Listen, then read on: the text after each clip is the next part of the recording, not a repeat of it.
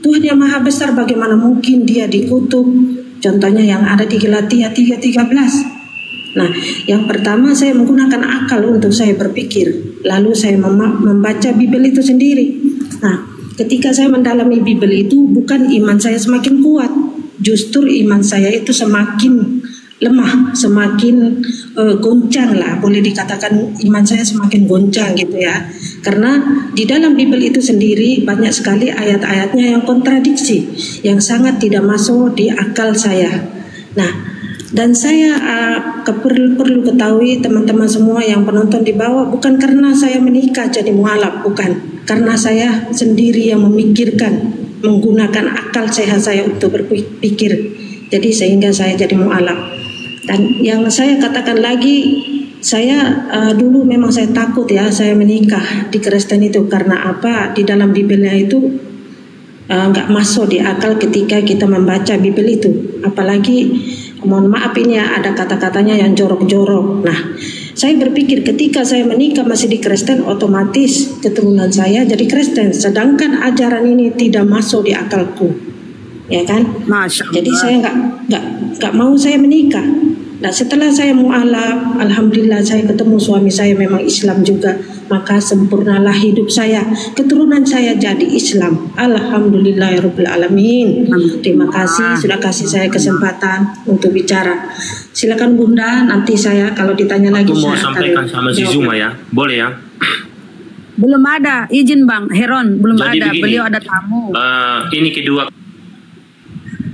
Ini kedua kali yang aku sampaikan kepada si Zuma ini, yang beberapa bentar Bang Heron, nanti matiin mikrofon ini. Bang Heron, nanti ada gurunda baru kau sampaikan Bang ya, karena belum, tunggu paling 5 menit lagi, ada tamu beliau, izin ya. Jadi saya sedikit Putri Sumba ya. Itu pembohong, itu pembawa kabar buruk dia itu.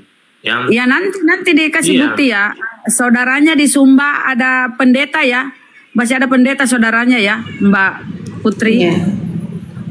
Begini Bunda Rahma, izin sedikit, kalau mana tahu lah ada penonton yang orang dari Sumba, bagaimana kalau saya pakai ngomong Sumba sebentar aja biar mereka ini paham. Boleh aja. Silakan. Oke. Jadi aku punya penonton di bawah nih ya, wali go Sumba. Kalau pandai nggak nih petikingu, jadi pandai ya wali go Sumba. Jadi nggak ada berbohong di sini ya, saya orang Sumba. Saya orang NTT ya, jadi saya sudah bahasa Sumba tadi. Kalau ada penonton di bawah, saya orang Sumba saya bilang ya. Begitu saudara. Saya di Islam nggak ajarin kita untuk berbohong saudara. Ya, tidak mungkin kita diajarin di Islam itu ada berbohong, tidak ada. Ketika kita mualaf, kita akan katakan mualaf. Dan ketika kita Kristen, akan kita bilang Kristen. Karena kami di dalam Islam tidak diajarin untuk berbohong. Begitu saudara ya. Dan itu saudara yang pendeta udah saya bertobat. Itu dari Putri Sumba itu saya kira banyak drama dia ya banyak drama. Sekarang saya tanya, izin saya sedikit Bunda. Saya mau tanya sama saudara ini dari mana ini saudara ini? Bahasa Sumba itu berbeda-beda, unik. Iya, dari mana? Jadi Anda dari mana ini saudara? Boleh ya? Ini dia dari SPD, tapi pedalamannya lagi itu bahasa yang berbeda-beda. Kami itu yang dari empat kabupaten itu ada berbeda-beda lagi kecamatan, setiap kecamatan ini punya bahasa. Saudara, kau ditanya, kau di mana, dari mana asalmu, dari mana kau Bang Heron? Gak perlu aku kasih tahu begitu, gak perlu aku kasih tahu, nggak ada gunanya aku sampaikan. Terus kenapa kau sangsi dengan pernyataan? Iya, kenapa kau sangsi? Iya, karena aku paham. Aku paham bahasanya dari mana itu. Tadi sudah diakuinya. Aduh, Berbi dari ini. Ya, selamat sore, saya Kristen. Iya, Mbak, selamat sore. Wih, pakaiannya ya, cantik ya. Ini caranya itu aku turun ya, karena kau nggak mau diam, sudah aku bilang gurunda sebentar, lagi ada tamu. Tolong kau pahami, kau dihargai Bang, sabar. Atau kau sama saya diskusi, mau sama saya atau sama Putri? Kau mau diskusi sama Putri? Ya Allah, ini nggak sabar Bu, nggak sabar dia Bunda. Sebentar dia naik. Bentar lagi naik ya, teman. Silakan. Gurunda belum monitor kayaknya ya. Jangan turun dulu Mbak Putri ya, biar ngobrol sama Gurunda. Baik, Berbi, silakan. Mbak Berbi mau ngobrol sama saudari kita yang mualaf ini? Silakan. Boleh. Silakan. Kenapa dia? Salam kenal Mbak Putri. Ya, salam kenal. Saya orang Sumba, NTT, Mbak. Iya. Kalau boleh tahu, kalau Anda dulunya Kristen atau Katolik ya? Katolik. Mantan Katolik. Rosaria Maria tahu? Bentar. Ya? Dosa Rosario Maria tahu? Tahu? Salam Maria tahu? Bapak kami Maria. tahu? Ya. Coba disebutin dosa Marianya. Tunggu, saya izin dulu sama Gurunda saya. Bunda Rahma, bolehkah saya minta maaf dulu kepada Allah Subhanahu wa Ta'ala? Ya, apakah salah kalau saya membaca itu, Bunda? Enggak sih. Yang penting tidak diyakini kan, hanya untuk membuktikan ke saudara Birbi. Tidak diyakini lagi kan, hanya untuk mengutip. Silakan. Iya, Bunda. Iya. Yang pertama saya minta maaf dulu ya. Astagfirullahaladzim. Oke, saya baca salam Maria penuh rahmat. Tuhan sertamu, terpujilah engkau di antara wanita dan terpujilah buat tubuhmu Yesus. Santa Maria Bunda Allah, doakanlah kami yang berdosa ini dan sekarang waktu mati. Amin. Udah percaya kan, Berbi? Iya. Terima kasih. Astagfirullahaladzim. Asyhadu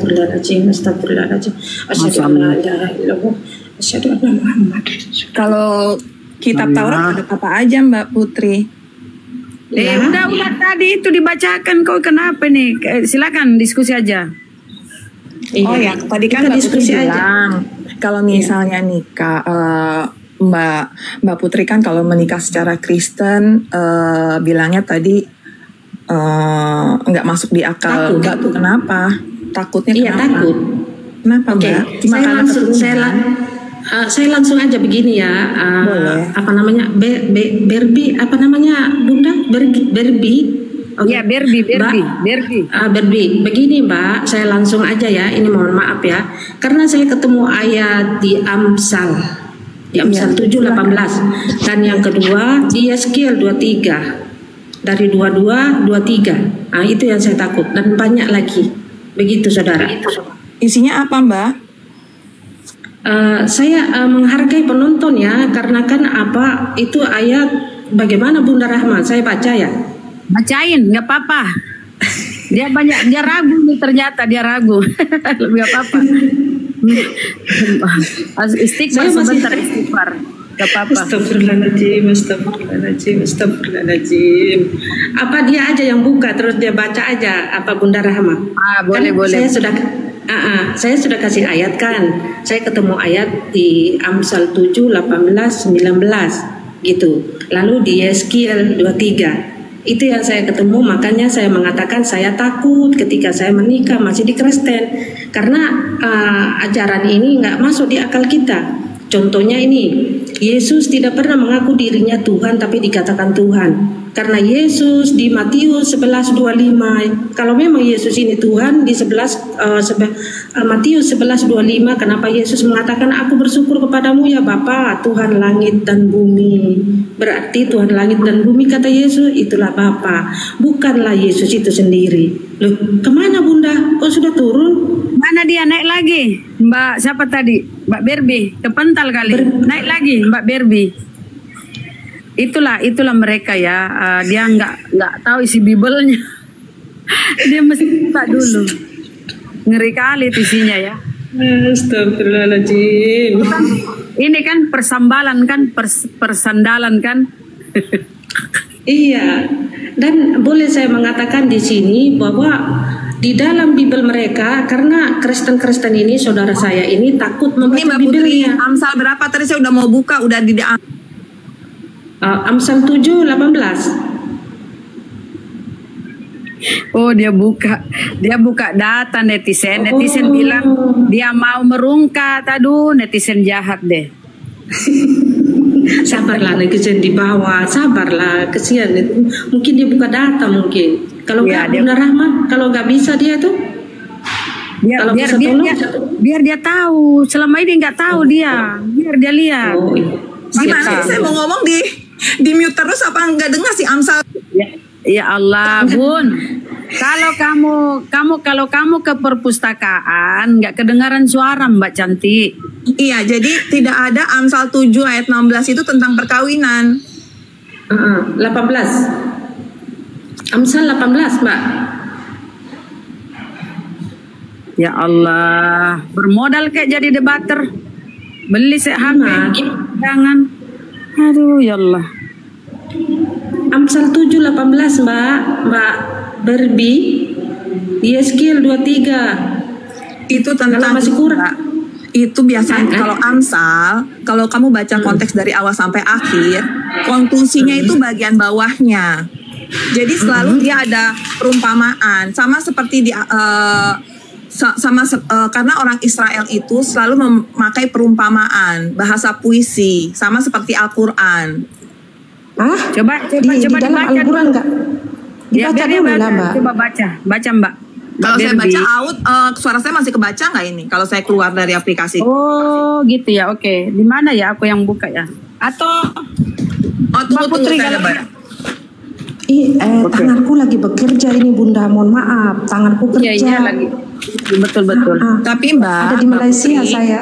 Kalau di Islam itu nggak ada yang namanya pernikahan loh. Pernikahan itu artinya penetrasi, hubungan antara pria dan wanita yang disepakati bersama dalam mahar tertentu, dalam waktu tertentu. Jadi 3 menit aja bisa kawin, bisa cerai. Mbak, ini bunyinya Begitu, kalau di pernikahan Kristen nggak seperti itu.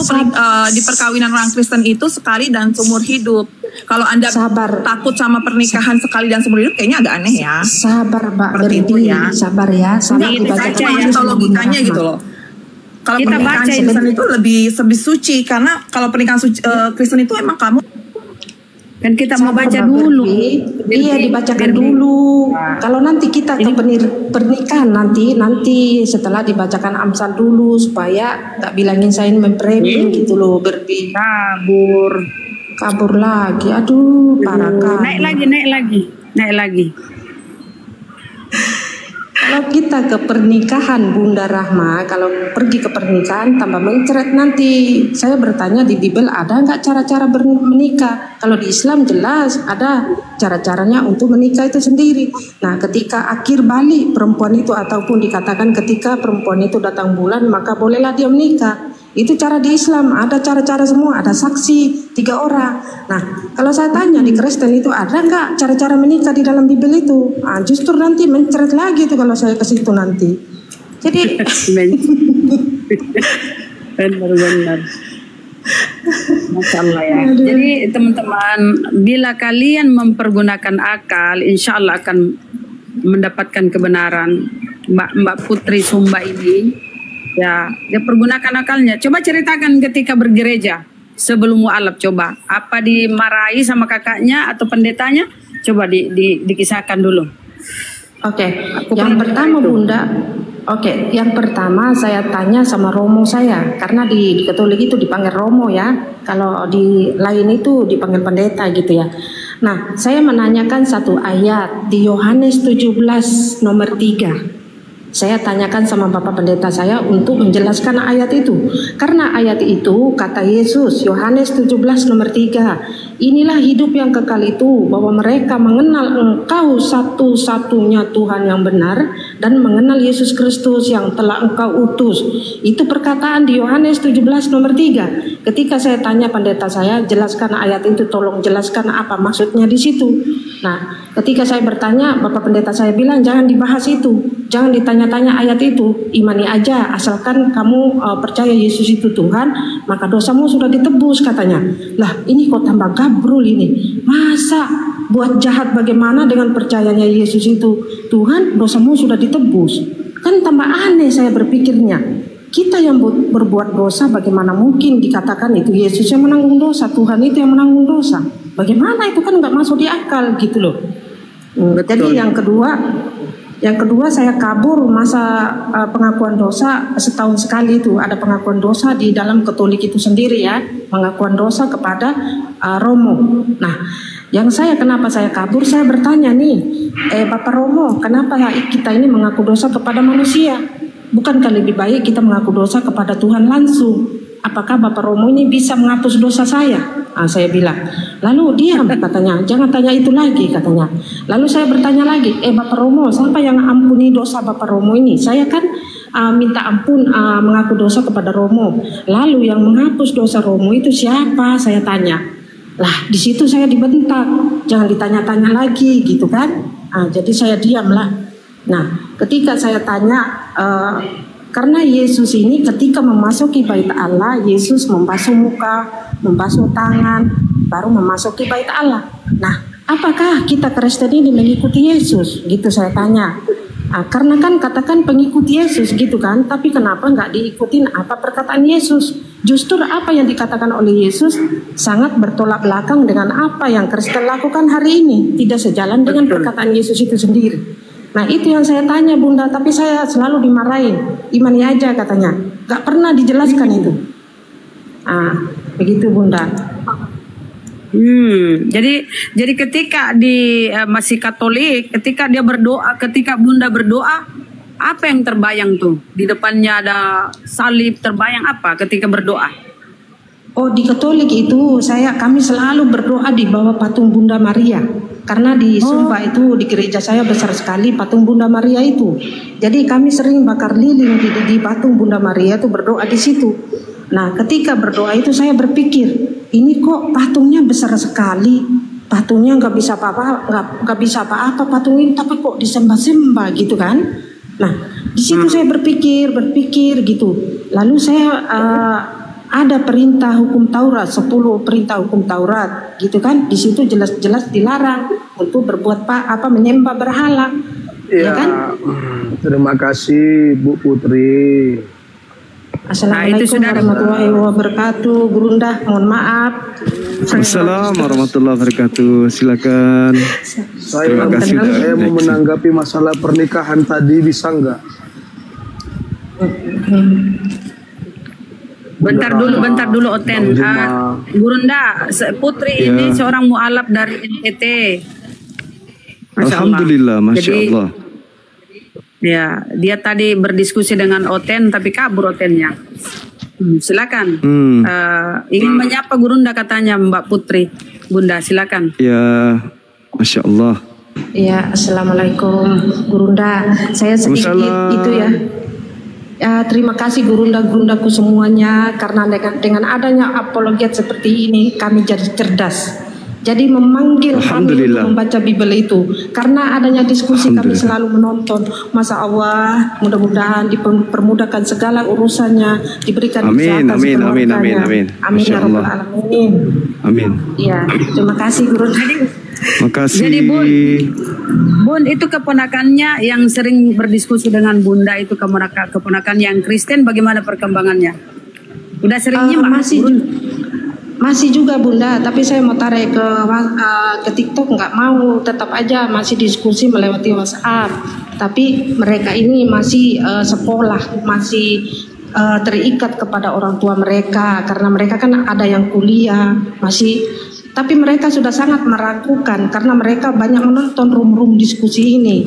Jadi mereka mengatakan, kakak-kakak saya pun mengatakan bahwa ketika orang Islam diskusi dengan begitu sabarnya menjelaskan data by data oleh saudara kita yang Kristen, tidak pernah diturunkan kecuali kalau menghujat, terus kalau berisik terus baru diturunkan. Tapi kalau di bawah sopannya mereka diskusi, ya orang Islam ini begitu sabarnya untuk menjelaskan dengan data by data.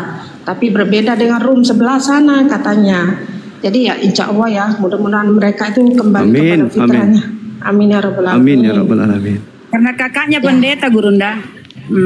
Masya Allah, jangankan kakaknya pendeta pun kalau berdialog menggunakan logika, insya Allah akan ada hidayah gitu.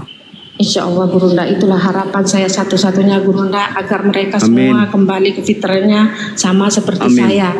Karena bagaimanapun Gurunda, Yesus bukanlah Tuhan. Dia hanyalah utusan, dia hanyalah penyampai firman itu sendiri.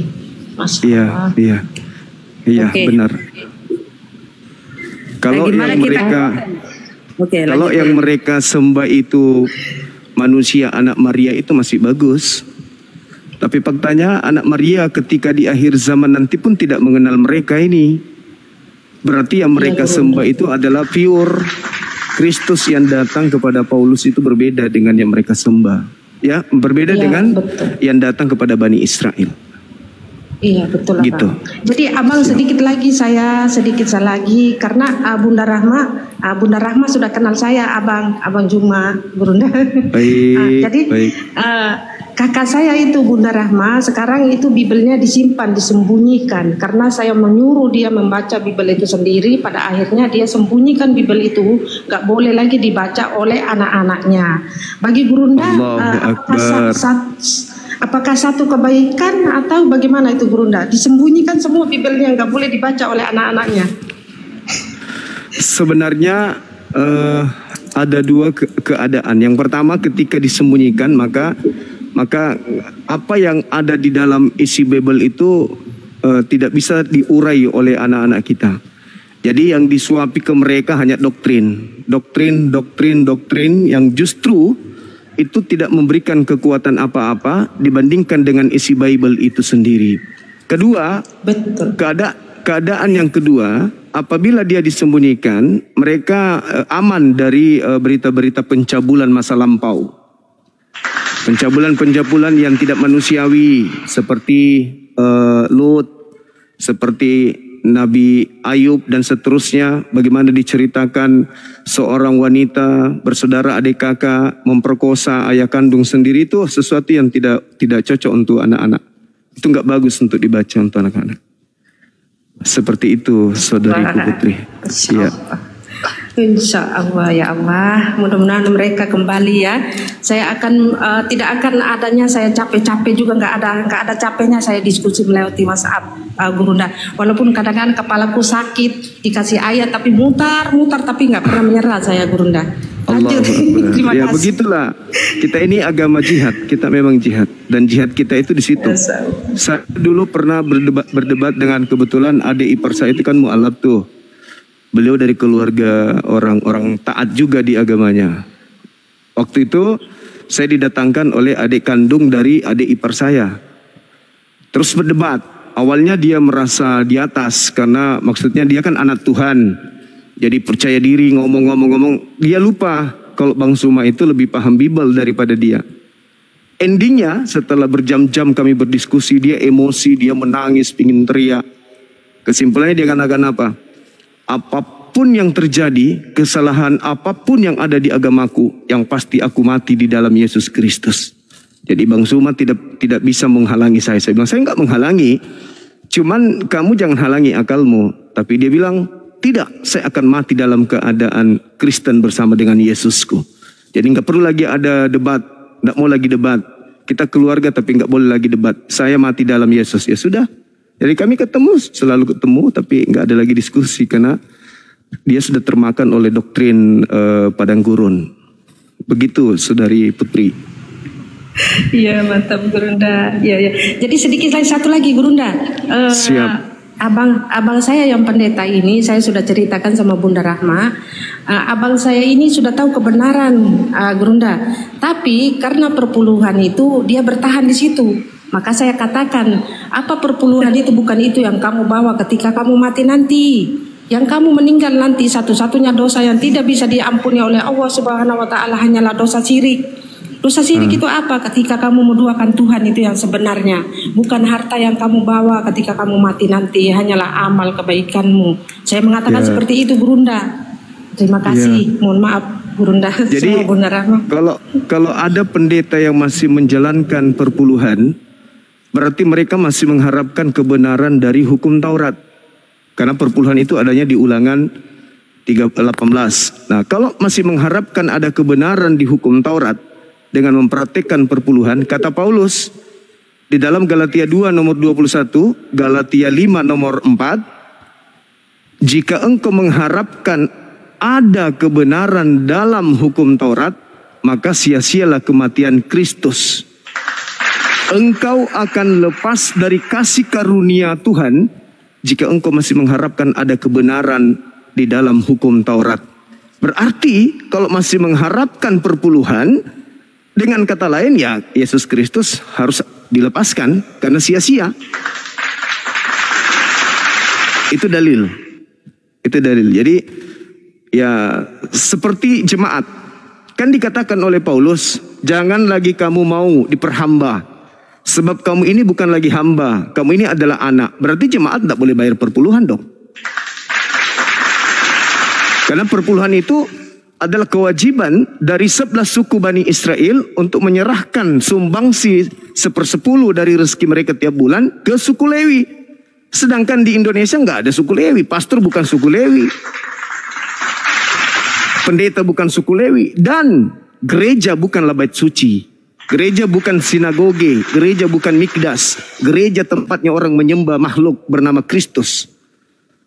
Gereja tempat kumpulnya orang yang makan makanan yang dinajiskan oleh Torah, diharamkan oleh Torah. Gereja adalah kumpulan orang-orang yang diharamkan masuk ke dalam surga. Di dalam Yesaya 52 nomor 1, tidak boleh orang yang tidak bersunat nonoknya masuk kemudian ke Yerusalem baru. Bahkan kalau kita lihat dalam Yehezkiel 44 nomor 9, dosa-dosamu, kesalahan-kesalahanmu yang lalu-lalu bisa aku lupakan, wahai Bani Israel. Tapi satu kesalahanmu yang tidak bisa aku lupakan, yang selalu membuat aku sakit, yaitu engkau memasukkan orang-orang tidak bersunat ke dalam bait suciku. Itu yang ada. Jadi kalau misalnya orang Kristen masih perpuluhan, pendeta masih mengut perpuluhan, berarti masih mengharap kebenaran dari hukum Torah. Kalau masih mengharap kebenaran dari hukum Torah, maka Yesus Kristus tidak berguna baginya. Kematian Yesus tidak berguna, malah sia-sia. Bukan, izin Gurunda, bukan mengharap kebenaran hukum Taurat, kata beliau ini. Tidak ada mata pencaharian kakaknya. Ya itu dia makanya. Iya itu dia makanya. Jadi dia antara mau perpuluhan atau dia lepas dari Kristus. Dia tahu itu, dia ngerti hukum itu, tapi karena ya panggilan perut itu jauh lebih tinggi, ya dia utamakan itu. Sebenarnya mereka ini paham kebenaran itu, tapi karena dunia, faktor ekonomi. Kenapa demikian? Adam jatuh karena perut. Semua fasilitas diberikan oleh Tuhan, tapi ada satu, yaitu jangan makan buah pengetahuan baik dan jahat. Iblis menjadikan larangan makanan ini sebagai pintu untuk masuk merusak Adam. Nah ketika Nabi Musa turun, diperintahkan jangan ini, jangan makan ini, jangan minum itu. Iblis jadikan itu sebagai pintu untuk masuk. Apa kata iblis? Ya jangan lagi kamu taat kepada hukum-hukum Tuhan. Makanya Paulus mengatakan dalam Galatia 5 nomor 1, jangan lagi kamu menjadi kuk penghambaan, tunduk kepada penghambaan. Kamu sudah merdeka. Kalian ini adalah anak merdeka. Kalian ini adalah anak-anak merdeka, bukan lagi anak hamba. Oleh karena itu, jangan lagi kamu menjadi hamba, karena Kristus telah memerdekakan kita. Di Galatia 4 nomor 7, kamu bukan lagi hamba, tetapi kamu adalah anak. Engkau adalah pewaris surga. Jadi didoktrin memang untuk tidak tunduk kepada Tuhan. Memang sudah didoktrin, jangan lagi kau menghambakan diri, jangan. Kau bukan lagi hamba Tuhan, kau adalah anaknya. Jadi tidak pantas lagi kau menghambakan. Nah makanya saya berani mengatakan depan pendeta, tolong tunjukkan satu prosesi keagamaan di Kristen yang diindikasikan Kristen sedang beribadah menyembah kepada pencipta langit dan bumi. Itu nggak ada. Nggak ada. Satu pun. Ke gereja bukan menyembah pencipta langit dan bumi kalau ke gereja. Ibadah minggu bukan. Kebaktian-kebaktian itu bukan menyembah kepada pencipta langit dan bumi. Mereka sedang menyembah kepada Kristus yang datang kepada Paulus. Begitu yang saya tahu. Silakan. Jadi Gurunda itu kakaknya sudah sadar bahwa apa yang diimani itu keliru, tetapi berhubung tidak ada mata pencahariannya, dia tetap begitu jadi pendeta. Tapi Mbak Putri ini berjanji ya, kalau dia pulang, gimana Mbak Putri kalau pulang nanti ke NTT? Mbak Putri, kalau saya pulang Kalau saya pulang Bunda, Gurunda, saya punya abang itu takut duluan dia, karena saya bilang sama dia kalau saya pulang awas aja nanti, saya bilang. Dia tahu saya menyampaikan selalu kebenaran itu Bunda. Kami 6 orang bersaudara nih. Orang tua saya dari kecil sudah meninggal dua-dua. Selamat siang Bunda. Jadi, selamat siang. Oh, ada orang. Bentar dikit lagi Bang. Bentar lagi Bang Oten. Silakan selesaikan dulu Mbak Putri. Ya, jadi saudara saya 3 orang sudah jadi mu'alaf karena saya buktikan kepada mereka ini loh ajaran Islam yang sebenarnya, tidak seperti yang kalian tuduhkan kepada Islam itu sendiri. Saya bilang, saya buktikan kepada mereka bahwa inilah ajaran Islam yang sesungguhnya. Salah yang kalian tuduhkan Islam itu yang mengatakan teroris dan lain sebagainya. Saya katakan, saya buktikan kepada mereka, dan alhamdulillah 3 orang akhirnya mu'alaf dan 3 orang lagi masih di dalam sana. Alhamdulillah Gurunda. Insyaallah. Alhamdulillah. Lagi 3 orang Gurunda. Doakan saudara saya 3 orang supaya mereka nyusul. Amin amin amin ya rabbal alamin. Baik. Terima kasih. Lanjut diskusinya Bunda Gurunda. Kalau diturunkan saya boleh juga Bunda, kalau diturunkan boleh. Sebentar Kak Putri. Ya, baik. Ini Kak Oten ya. Saya mau nanya, ya saya Kristen. Saya mau nanya ke Mbak Putri, kan mualaf. Bisa nggak? Tadi kan katanya dari mantan Katolik ya, Kak Putri ya. Iya, siap. Oke, artinya gini, biar jangan jadi fitnah ya. Masih ingat Salam Maria? Aduh. Mohon maaf ya Abang, tadi saya sudah buktikan, saya sudah baca tadi. Dan tanyalah Salam Maria. Coba kalau kakak memang mualaf dari Katolik. Saya sudah bacakan tadi. Coba. Kami mau takutnya, bentar Bang, takutnya kan dia sekarang muslimah. Takutnya gimana itu Gurunda, bisakah? Karena dia tadi bisa. Karena kalau syahadatnya Kristen itu ya pengakuan iman, bukan Salam Maria. Iya, silakan. Sabar dulu ya, Putri. Saudaraku. Bisa kita kan cuma Salam Maria itu. Siap. Gimana? Salam Maria itu kan ini sudah 2 kali pujian. Salam Maria itu kan pujian kepada. Ya, itu betul Bang Juma. Itu bukan pujian kepada, bisa membawa kita kembali ke agama pujian yang kepada lagi. Maria, tetapi tolong kata Allah di situ itu diganti jadi Theos. Ya, silakan. Masalahnya saya sudah baca 2 kali nih Gurunda. Tadi saya sudah baca lagi membuktikan sama Oten yang satu itu tadi. Apa saya ulangin lagi? Aduh. Iya, tapi kata Allah itu dirubah ya menjadi Theos ya. Jangan dipakai kata Allah di dalam Salam Bunda Maria itu. Santa Maria. Saya buktikan lagi sekalian. Santa Maria Bunda Theos. Bunda Theos digantinya di sini. Bunda Theos. Iya. Kalau saya lupa nanti ingatkan ya Bunda ya. Baik. Bunda Theos itu. Iya. Oke. Yang pertama saya minta maaf dulu kepada Tuhan saya ya. Astagfirullahaladzim. Oke ya, saya baca. Salam Maria penuh rahmat, Tuhan sertamu, terpujilah engkau di antara wanita dan terpujilah buat tubuhmu Yesus. Santa Maria Bunda Allah, doakanlah Bunda Theos tadi lupa.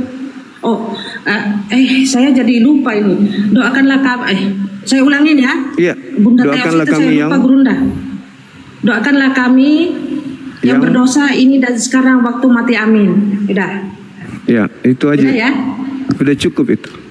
Oke, siap. Jangan ketawa kalau mau sempurna. Yang saya ini ke Bunda Theos itu yang saya lupa begitu. Ya, artinya kalau kami sih nggak ada masalah sih Kak Putri ya. Yang penting kawan-kawan di bawah lah yang menilai bagaimana tadi Kak Putri membacakan Salam Maria. Ya. Halo, selamat sore Bang. Jadi saya mau bertanya tadi ada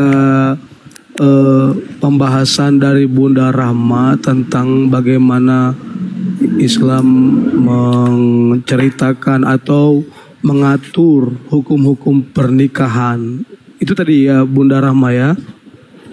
Perasaan Bunda Putri yang ngomong pernikahan. Oh iya, Bunda Putri tadi yang ngomong. Oke. Kenapa beliau gini yang dia sampaikan gini Bang. Kenapa dia itu tidak mau menikah ketika Kristen? Takutnya nanti anaknya membaca Bible, di Bible itu persandalan, Yehezkiel, Amsal. Makanya dia mualaf dulu baru menikah. Dan akhirnya anaknya ini alhamdulillah Islam. Ya, saya tertarik tadi Bunda bagaimana Kak Putri dan Kak Bunda tadi bercerita bahwa di Al-Quran diatur hukum-hukum pernikahan. Coba tadi bisa disebutkan tadi Kak Putri atau Bunda Rahma. Sama Gurunda aja ya. 1, 2, 3 tadi Gurunda, yang diatur. Bentar, sama Gurunda sih. Enggak ada aturan itu. Nanti Bang Juma. Apolos kok Bang Kristen. Juma enggak. Bentar dulu, Oten. Apolos kok Kristen Bang? Halo Kristen. Oke siap. Gantian ya Bang ya, biar dulu otentik. Sabar ya Bang ya. Silakan sama Gurunda deh. Gurunda belum diskusi. Iya. Silakan. Bisa disebutkan tadi Mbak Bunda atau Bang Juma atau Putri 1, 2, 3 hukum pernikahan yang diatur dalam Al-Quran. Izin. Iya, jadi ini kenapa larinya ke tema pernikahannya? Bukankah tema hari ini yang saya sediakan ini kurban dan tumbal? Kalau di Islam itu kan sudah tadi jelas syarat sah nikah sama Kak Putri. Syarat sah nikah memang di Islam itu ada. Dari syarat sah nikah itu dalam ilmu fikih yang diaturnya. Jadi Islam itu ada kitab fikih namanya. Kitab fikih itu mengatur bagaimana kemudian Rasulullah Muhammad SAW menjabarkan tentang syarat sah pernikahan antara laki dan perempuan beragama Islam dan seterusnya. Kemudian dia balik dan seterusnya. Ada wali, ada ijab kabul dan seterusnya. Itu syarat sah yang kemudian dijelaskan langsung oleh baginda Rasulullah Muhammad SAW.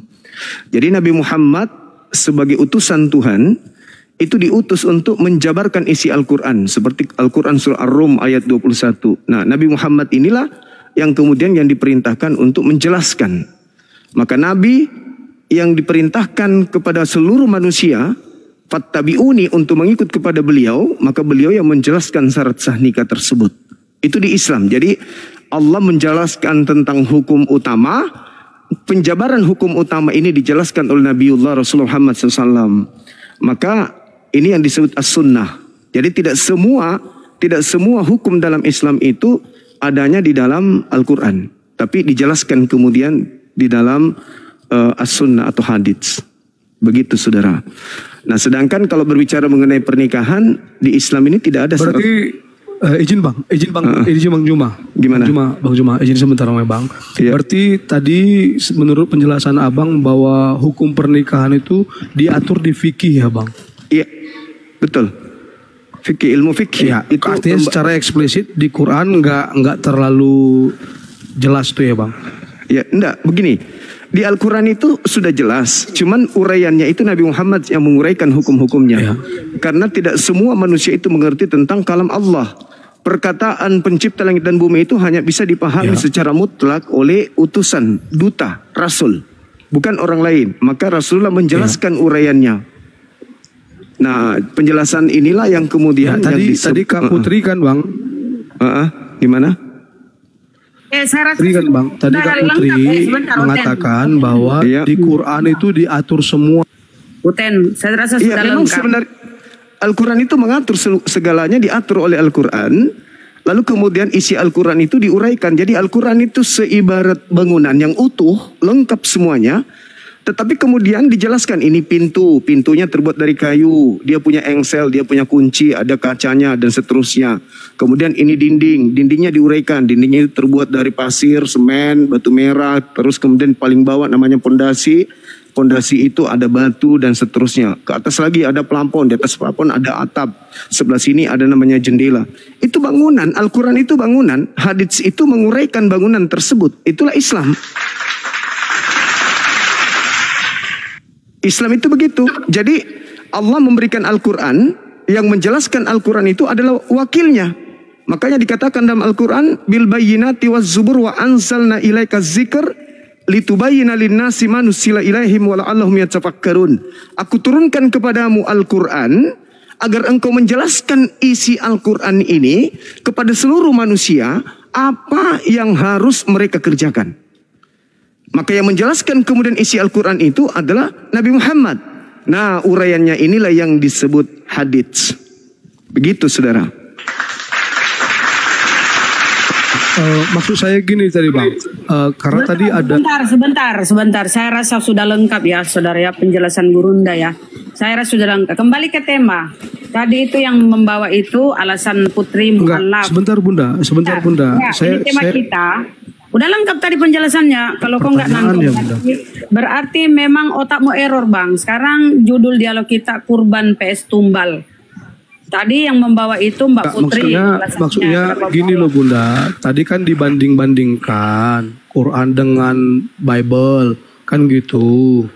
Nah artinya kalau kita berbicara seperti Bang Juma tadi sampaikan, ya Bible juga seperti itu Bang. Seperti itu Bunda gitu loh. Tapi ada yang mau saya tanya lagi.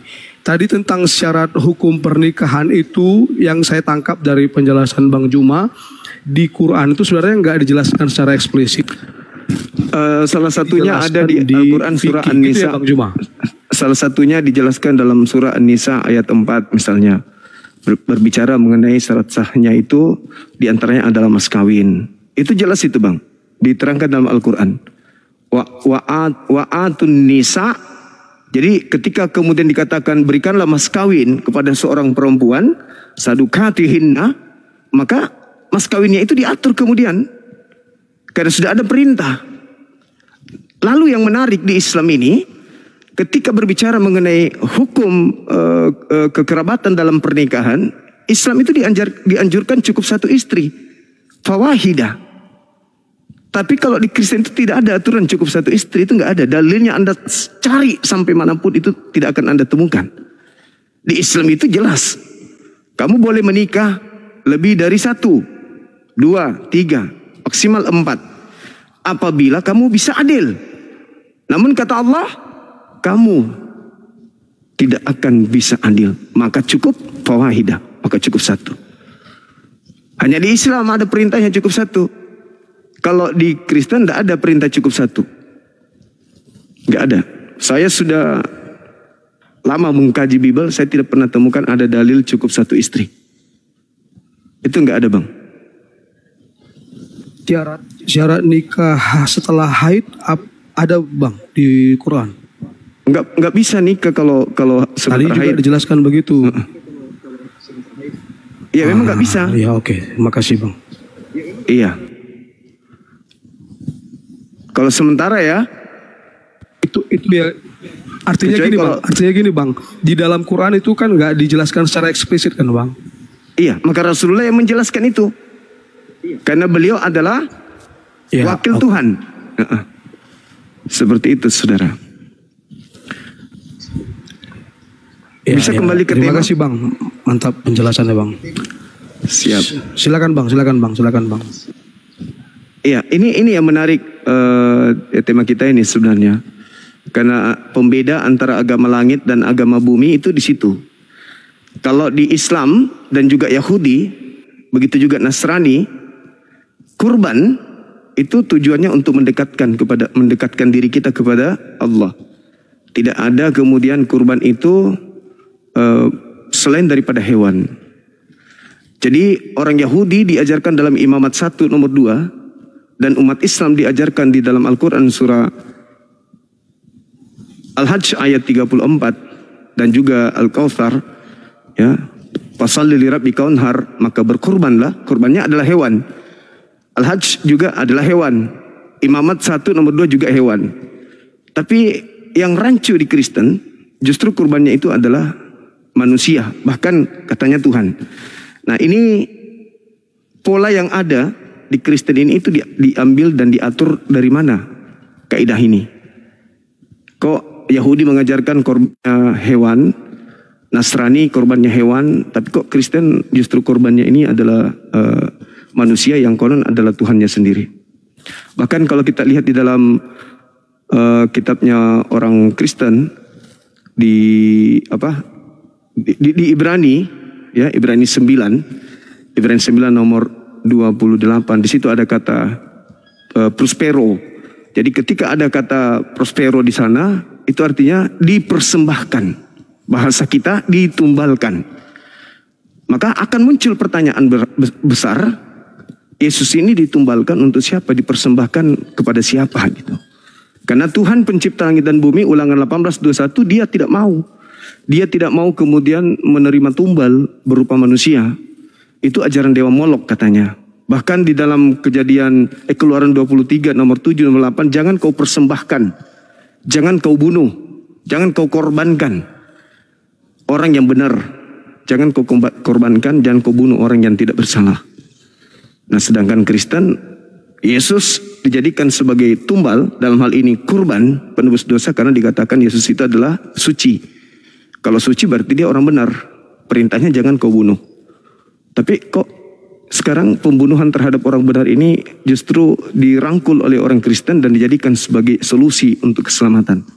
Nah, maka muncul pertanyaan, yang mengajarkan Kristen seperti itu, dosa-dosa ditebus dengan menggunakan darah manusia, itu ilmunya dari mana?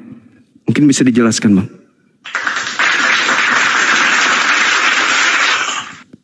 Ya, terima kasih Bang Juma.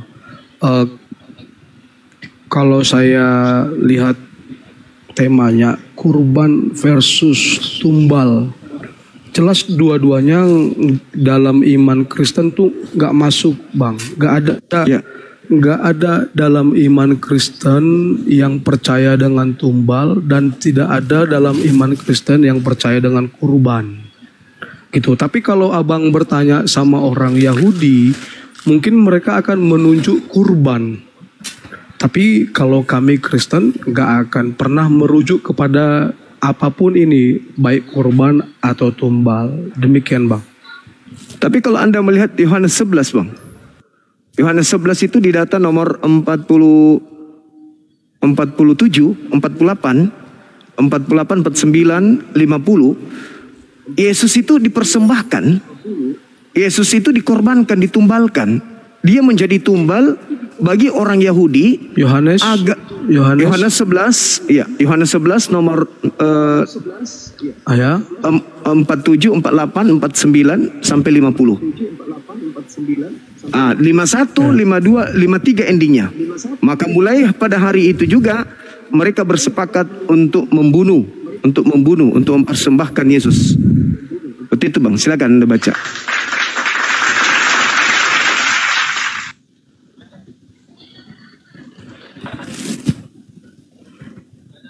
Yohanes 11 ayat 47. Iya, 49 tepatnya, Bang. Oh, 49 ya, Bang ya. Boleh dibaca sampai seorang. Silakan. Oke. Saya akan baca dari ayat 45 ya, Bang ya.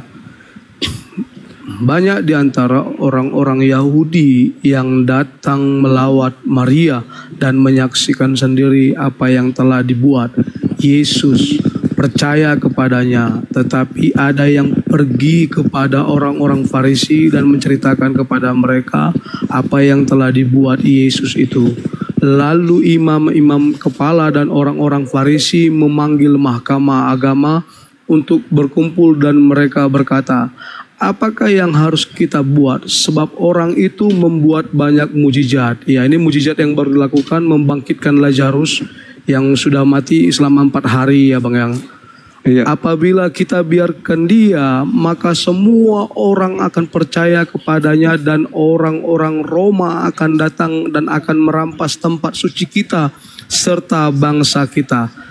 Tetapi seorang di antara mereka, yaitu Kayafas, imam besar pada tahun itu, berkata kepada mereka, kamu tidak tahu apa-apa dan kamu tidak insaf, bahwa lebih berguna bagimu jika satu orang mati untuk bangsa kita daripada seluruh bangsa kita ini binasa. Ingat tadi ini, Bang, Yahudi ya, ini orang Farisi yang bersepakat ini mau membunuh Yesus.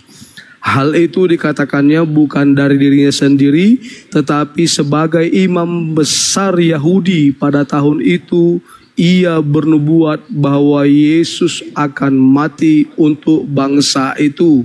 Dan bukan untuk bangsa itu saja, tetapi juga untuk mengumpulkan dan mempersatukan anak-anak Allah yang tercerai berai.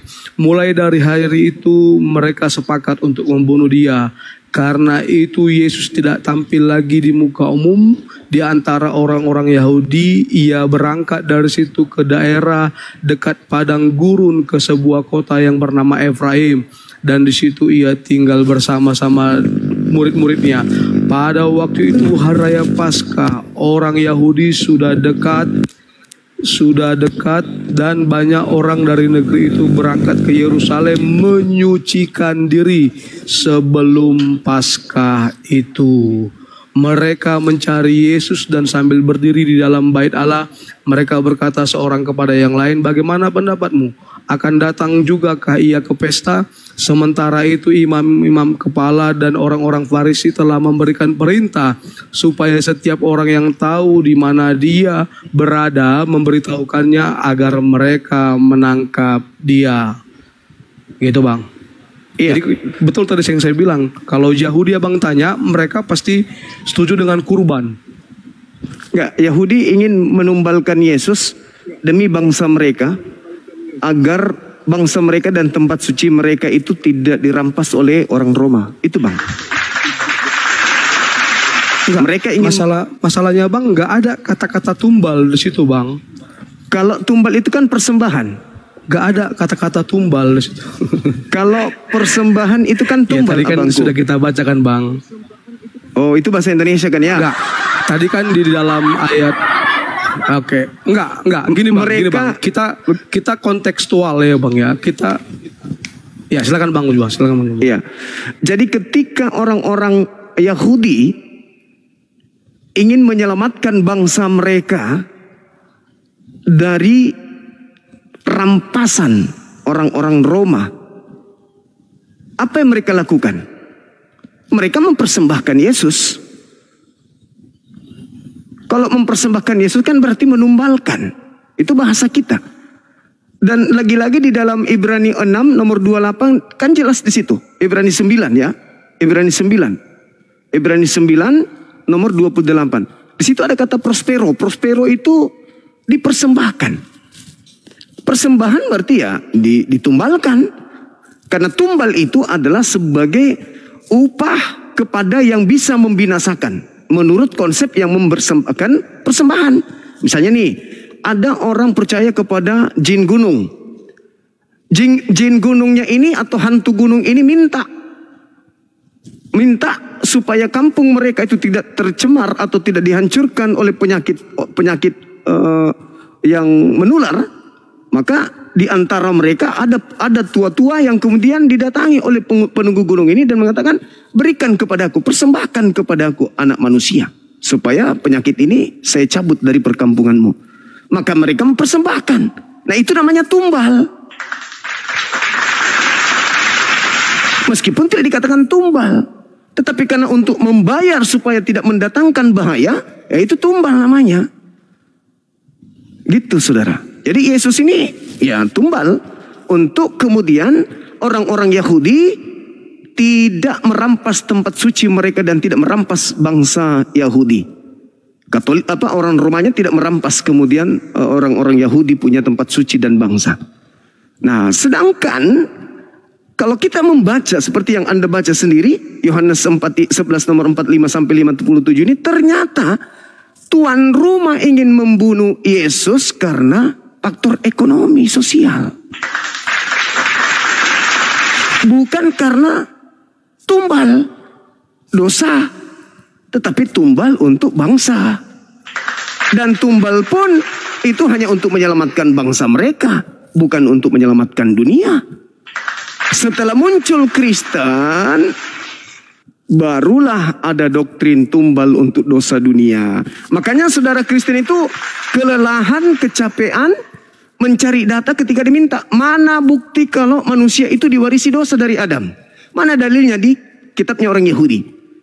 Ya, sampai kita menemukan selangkangan ular, tidak akan pernah ditemukan itu datanya. Itu nggak ada Bang. Nggak ada. Tuhan berfirman, Adam karena kau berdosa maka seluruh keturunanmu akan mewarisi dosa-dosa. Itu nggak ada. Itu buatan gereja awal mula. Itu doktrin dari Paulus di dalam Roma 5 nomor 12. Karena oleh satu orang kemudian turun ke bumi maka dia satu orang ini menjalarkan dosa ke bumi. Itu fitnah.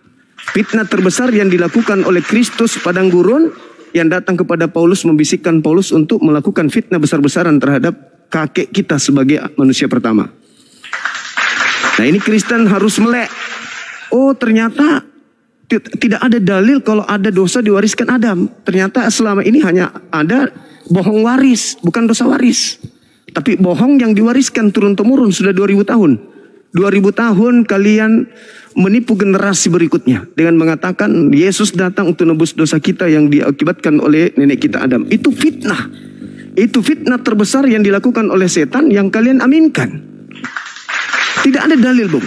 Bible masih ada di tengah-tengah kita. Bisa kita lihat. Saya punya di rumah Bible saya itu menumpuk. Kita cari, tidak ada dosa waris. Bahkan kalau Anda lihat dalam Kejadian 5 nomor 2, Tuhan mengatakan apa? Aku Tuhan memberkati Adam, aku Tuhan memberkati manusia, baik laki dan perempuan aku berkati mereka. Sedangkan yang ada di Kejadian 4, Kejadian 3, fokus ke tema lah Bang, fokus ke tema Bang. Ya itu dia Bang, karena tidak ada perintah Tuhan nebus dosa pakai darah manusia, maka berdasarkan kejadian yang tadi, ya di Yohanes 11, jelas Yesus ditumbalkan untuk mengamankan bangsa Israel dari penjajahan Roma. Itu kesimpulan saya Bang, silakan. Baik Bang, tadi Abang yang menawarkan tema ini kurban versus tumbal. Tadi saya katakan bahwa kedua-duanya pun orang Kristen tidak mengimani kecuali kalau Yahudi. Nah, Abang bawa dalil dari Yohanes 11 ayat 49 sampai 53.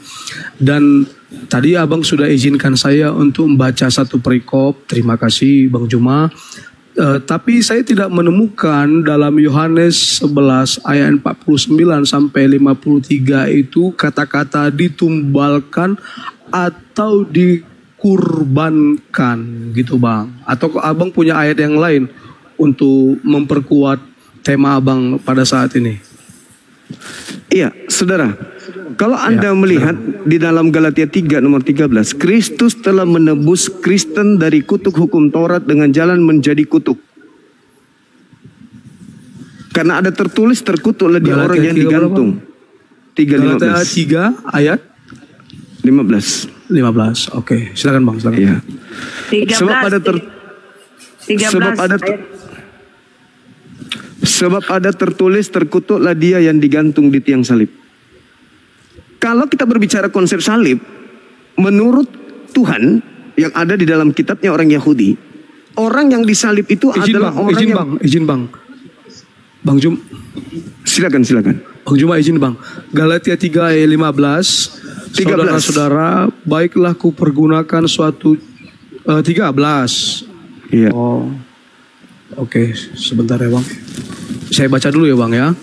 Silakan. Kristus telah menebus kita dari kutuk hukum Taurat dan dengan jalan menjadi kutuk karena kita, sebab ada tertulis terkutuklah orang yang digantung pada kayu salib. Ya, silakan Bang.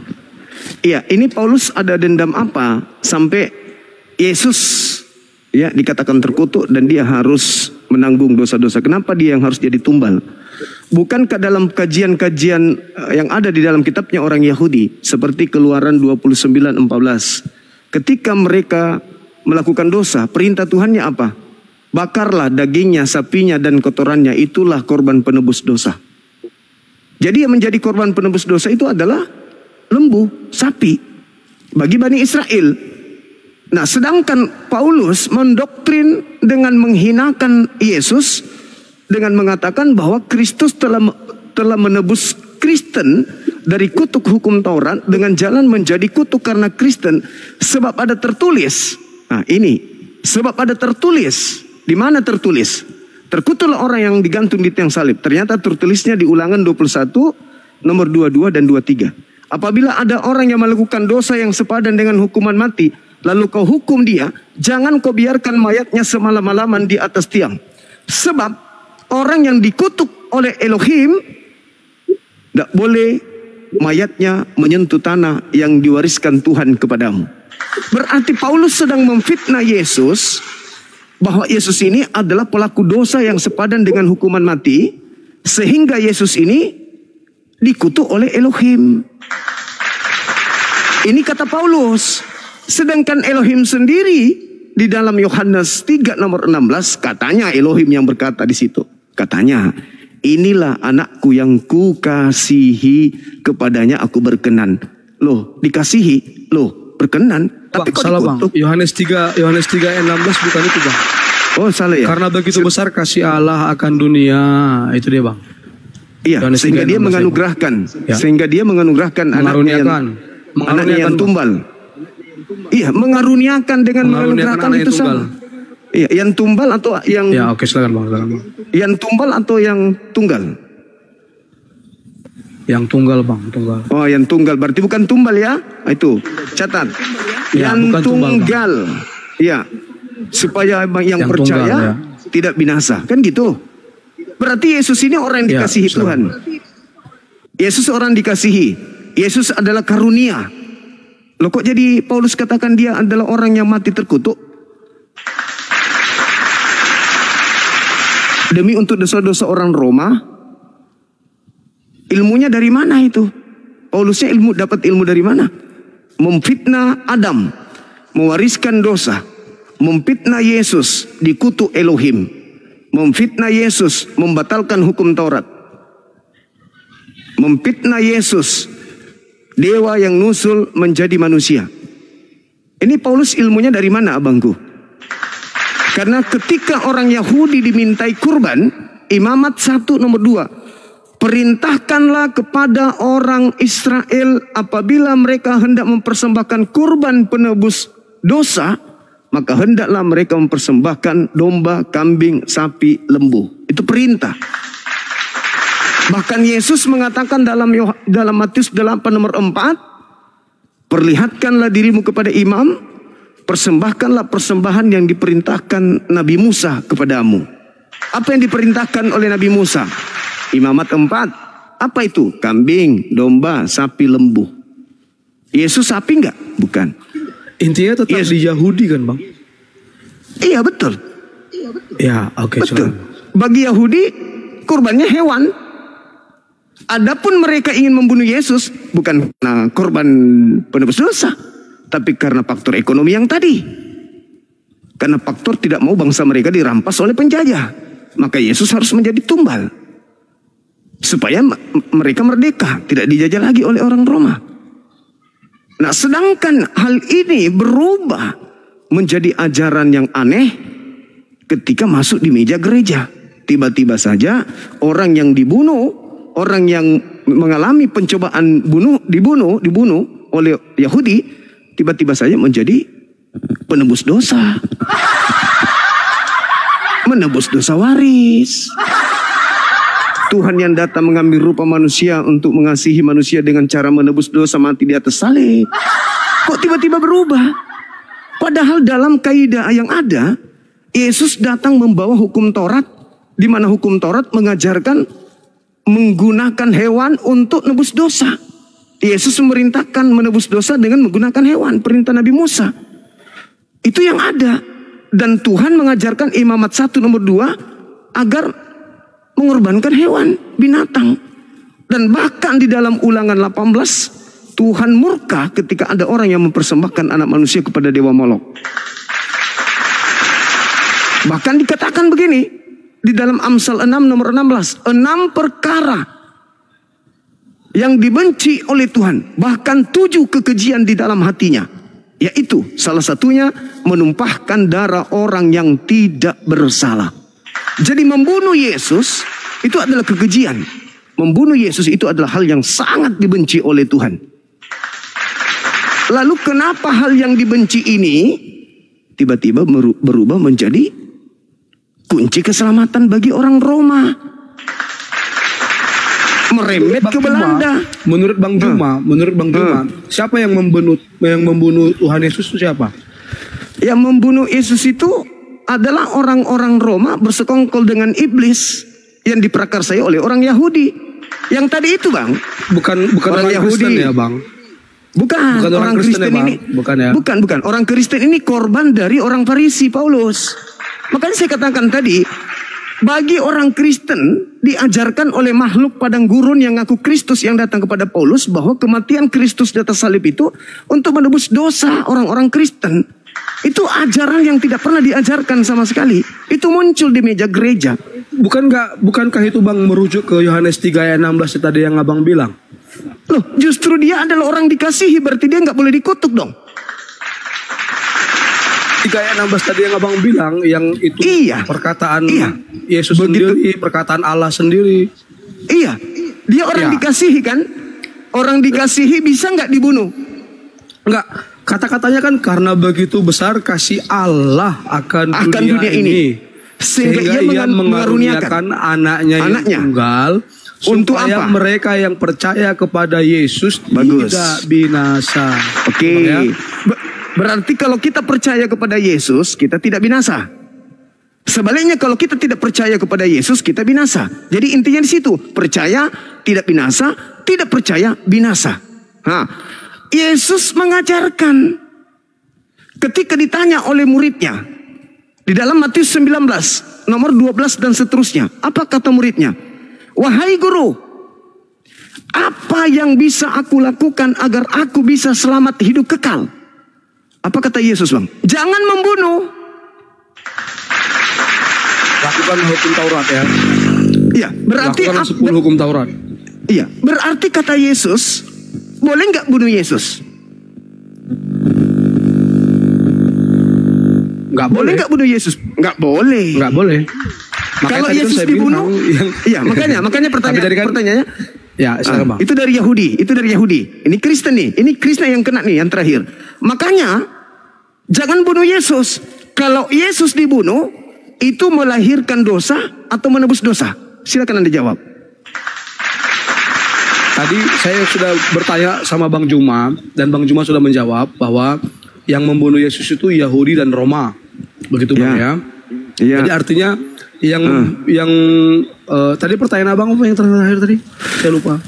Membunuh Yesus itu melahirkan dosa atau menghapuskan dosa, menebus dosa?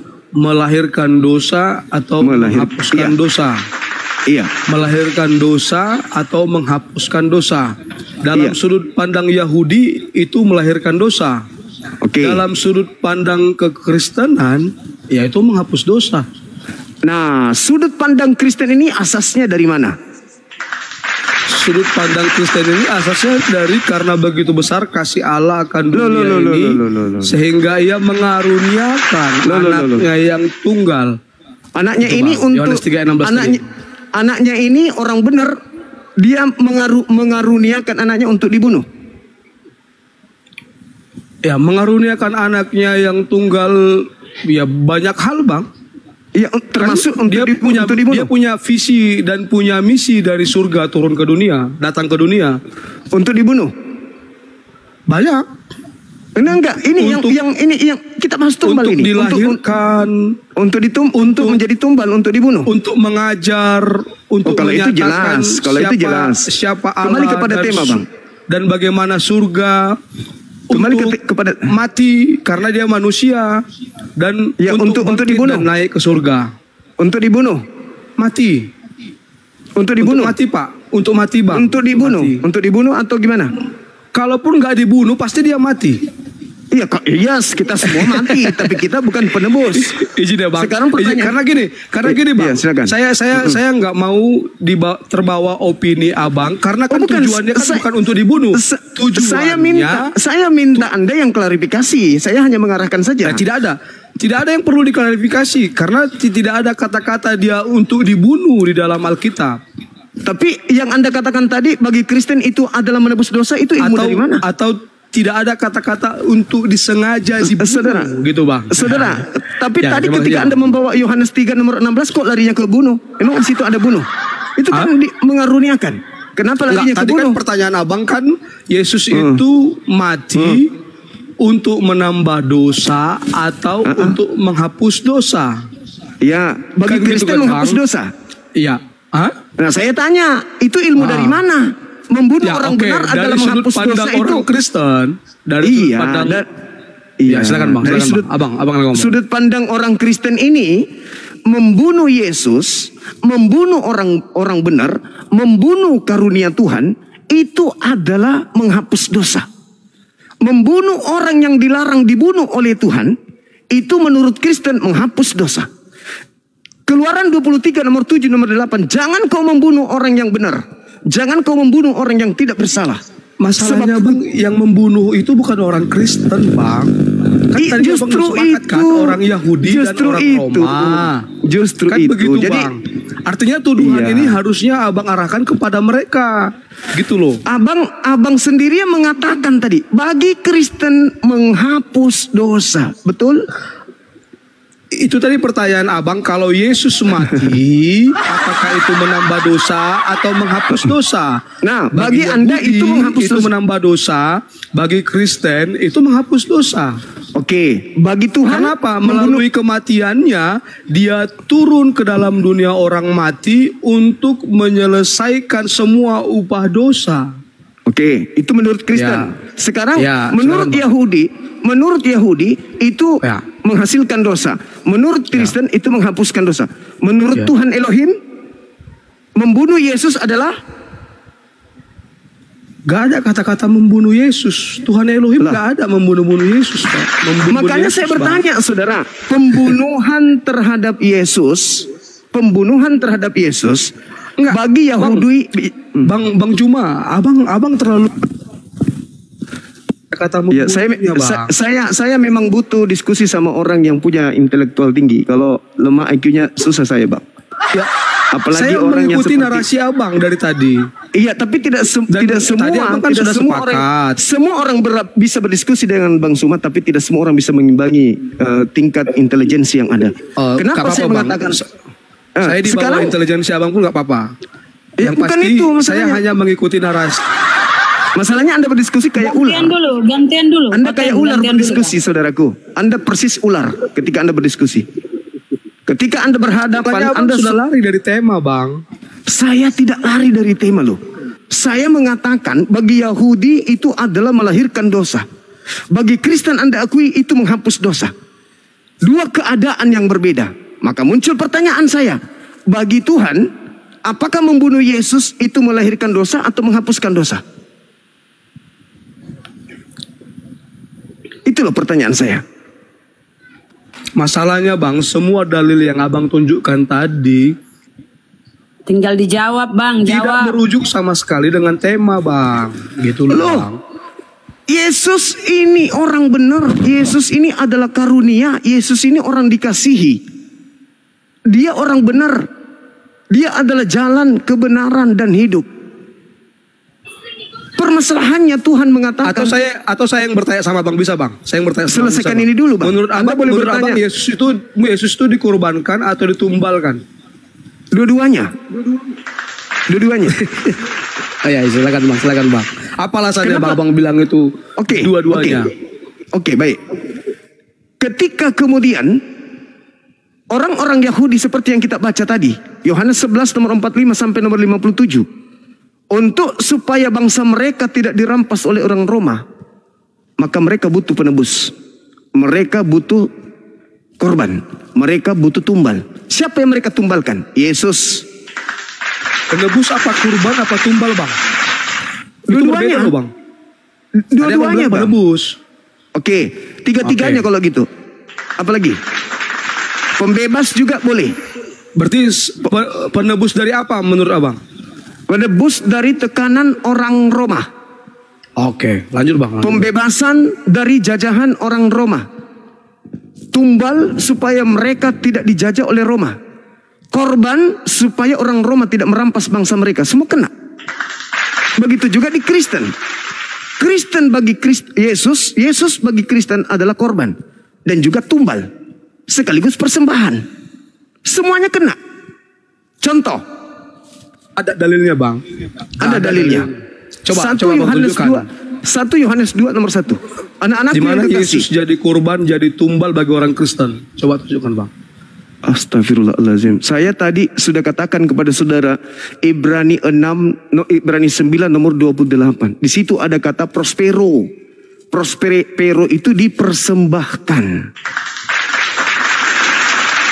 Bahkan kalau Anda lihat di dalam kitab Ibrani 9 nomor 28. Kalau Anda melihat di 1 Korintus 5 nomor 7, di situ Yesus disembeli. Kalau disembeli itu artinya apa, Bang? Kalau disembeli itu artinya apa, Bang? Dikorbankan. Ya, Bang. Saya baca ya, Bang. Iya, silakan. Saya baca ya, Bang. Silakan. Izin ya, Bang Juma ya. Silakan. Saya baca ya. Silakan. Oke. Silakan. Sebentar. Ibrani 9 nomor 28. Ayat 28. Saya mulai dari ayat 27 ya, Bang. Silakan. Oke. Dan sama seperti manusia ditetapkan untuk mati hanya satu kali saja, dan sesudah itu dihakimi, demikian pula Kristus hanya satu kali saja mengorbankan dirinya untuk menanggung dosa banyak orang. Sesudah itu ia akan menyatakan dirinya sekali lagi. Nggak ada kata-kata tumbal dan kurban di situ, Bang. Mengorbankan dirinya. Mengorbankan itu terjemahan yang keliru. Mengorbankan di situ bahasa Yunaninya adalah dispero. Kenapa jadi abang yang mengubah-ubah kitab kami? Bang, original teksnya itu prospero, Bang. Prospero itu artinya, nah itu aku bilang IQ rendah. Enggak. Saya IQ rendah memang nggak bisa diskusi dengan saya. Jadi ya mohon maaf, Bang, mohon maaf. Nggak apa-apa saya, Bang. Iya, karena orang Kristen ini lucu. Tapi orang Kristen ini lucu memang. Kenapa saya katakan lucu orang Kristen gitu ini? Orang Kristen ini lucu, ya, lebih lucu dari kambing. Kenapa? Karena dia lebih percaya terjemahan daripada bahasa aslinya. Bahayanya itu di situ. Dia lebih percaya uang Bang, palsu saya daripada uang asli. Bang. Oh, itu fakta. Saya tidak menghujat, Bang. Kalau abang nggak suka, saya tidak menghujat. Demi Allah, saya tidak menghujat. Saya tidak menghujat, Bang. Saya berbicara sesuai dengan fakta. Orang Kristen ini lebih lucu daripada kambing. Kenapa? Ya, karena Bang, orang Kristen itu. Ya. Silakan turun. Ya, saya turun ya, Iya, silakan saudara, silakan. Memang Anda otentik dengan ketololan. Orang Kristen ini tololnya di mana? Dia lebih percaya. Silakan turun, Abang. Silakan, Bang. Tidak perlu bermanis-manis kalau menyesatkan. Iblis juga manis kok. Ketika iblis datang ke Adam di Gan Eden, wow, manis sekali. Hai Adam, ya paman. Manis iblis itu ketika datang ke Adam. Tapi kita tidak butuh bermanis-manis. Manis itu kalau menyesatkan buat apa? Ya, kita butuh pahit tapi obat. Biarpun pahit, kalau itu kebenaran itu harus ditegakkan. Ya, orang Kristen lebih percaya kepada terjemahan daripada bahasa aslinya. Itu aku bilang sakit. Anda lebih lucu daripada kambing. Karena Anda orang berakal, dikasih terjemahan, percaya terjemahan bertentangan dengan original teksnya, lebih percaya kepada terjemahan daripada original teks. Kenapa? Karena terjemahan lebih kena kepada keyakinan paganisme yang dimiliki daripada original teksnya. Di situ sangat jelas prospero artinya dipersembahkan, bukan mengorbankan, tapi dipersembahkan. Dan juga di dalam 1 Korintus 5 nomor 7 Yesus ini disembeli. Kalau dia jatuhnya disembeli berarti dia korban. Kalau dia jatuhnya disembeli berarti dia tumbal. Makanya seorang murtadin ketika diskusi sama saya semalam dikatakan wajib hukumnya orang Kristen itu tidak berakal kalau membahas tentang agama. Wajib. Orang Kristen nanti menggunakan akal kalau dia mengkritisi agama Islam. Oh, paling berakal. Sampai titik komanya itu mereka harus selektif. Titik komanya Islam itu mereka harus, wah, luar biasa. Kayak tadi bertanya tentang syarat sanika, masuk ke Al-Quran, apa itu hadits, apa itu as-sunnah. Sampai ke akar-akarnya kalau mereka bertanya pakai akal. Kalau bertanya tentang Islam. Tapi kalau membahas agamanya, mereka pakai biji sakar berbicara.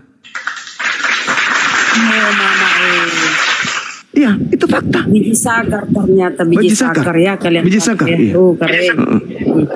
Oke, Guru ndak izin. Kita sapa Yosef iya, Kristen. Ya, halo. Yosef. Kristen, Bang? Ya. Ya. Oke, silakan Bang ya, dilanjutkan diskusi tadi. Diskusinya apa? Mengenai apa? Tuh, kurban pes tumbal. Tuh, temanya Bang. Ini apa?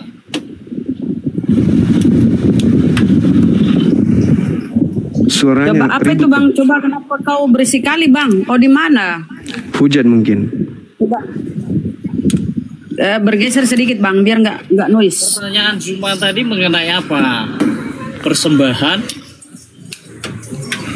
tumbal. Itu pertanyaan tadi. Saya bertanya, bagi orang Yahudi, penyaliban itu adalah melahirkan dosa bagi mereka pelakunya. Bagi orang Kristen, pembunuhan terhadap Yesus ini adalah nebus dosa. Bagi Elohim, pembunuhan terhadap orang benar itu dosa atau nebus dosa?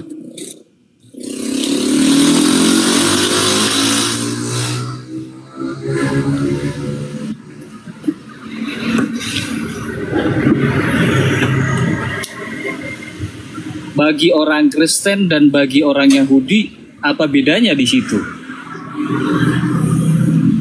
Orang Yahudi tidak pernah menyalib orang untuk nebus dosa. Ya, betul. Kok katanya beda? Kok enggak ada bedanya? Orang Kristen penyaliban ini adalah nebus dosa Kristen.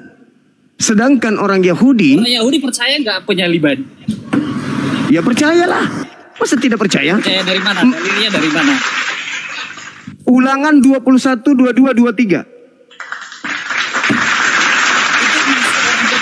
Orang Yahudi masuk apa enggak? Kenapa? Orang Yahudi masuk enggak? Percaya di situ apa enggak? Ulangan 20. Iya percaya, makanya mereka melakukan kesaksian dusta bahwa Yesus ini pelaku dosa. Yesus ini ingin menyamai Tuhan. Loh, dari mana ulangan 20 mengatakan Yesus di situ ada? Loh, ulangan itu kitabnya orang Yahudi, Cak Ayu. Di dalam konsepmu, dalilmu tuh jangan ambil di dalam ayat 20, di ulangan 20. Perhatikan konteksnya. Ulangan 21. Itu yang dikutip oleh Paulus. Ulangan 20. Sekarang ulangan 21. Kok balik-balik, bolak-balik gimana? Ulangan 20 ya?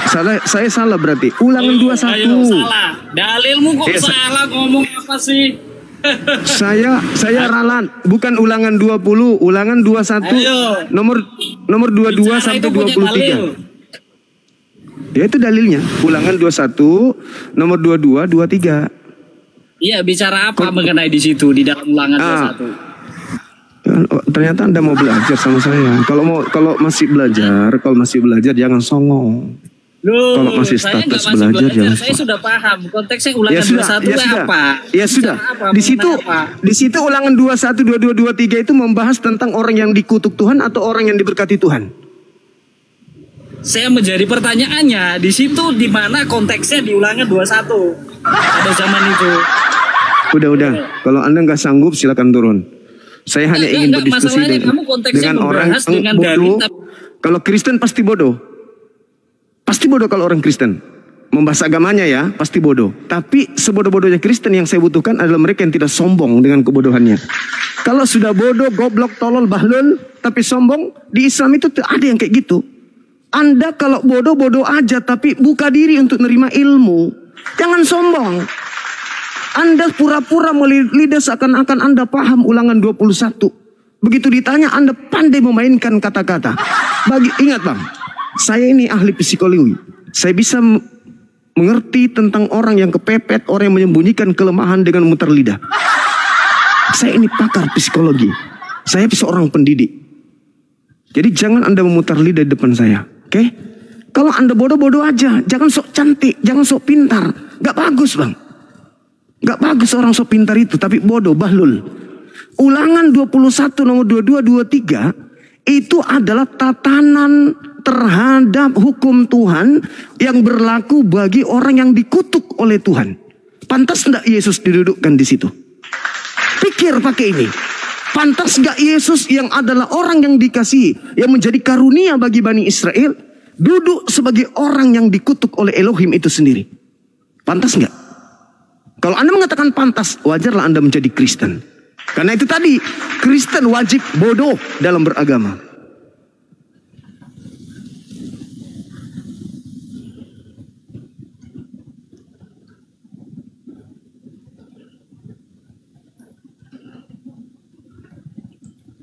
Jangan pingsan, Bang.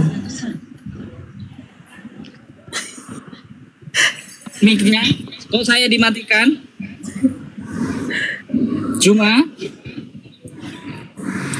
mending saya kerja, Bang, daripada saya diskusi sama orang. Cuma ulangan 21 dengan ayat seperti tadi dengan dimasukkan di dalam Matius, di dalam ini, di dalam tumbal, di dalam pembelian kepada Yesus Kristus. Maksudnya apa? Nggak nyambung belas. Oke, sekarang Anda tunjukkan dalil di kitabnya orang Yahudi yang menjadi jangan bicara mengenai dalil. Kamu membuat dalil dengan apa tadi? Dengan tema kurban dan tumbal. Iya, benar apa? Iya.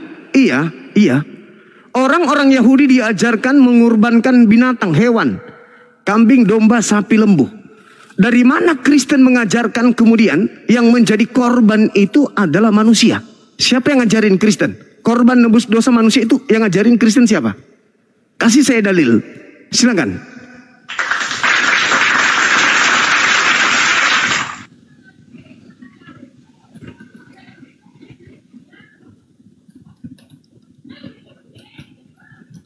Kasihan dia nggak tahu buka mic-nya. Ya Allah. Lucu juga si Oten ini, maksa Yesus jadi Tuhan. Inilah akibatnya. Jangan paksa manusia jadi Tuhan. Kasihan. Saudariku, mereka memaksa Yesus menjadi binatang, bukan jadi Tuhan. Ayo, itu yang benar. Bicara mengenai dalil cuma. Kristen memaksakan Yesus itu menjadi binatang, karena hanya binatanglah yang menjadi tumbal penebus dosa di dalam konsep Tuhan. Jadi pertanyaannya dalilmu.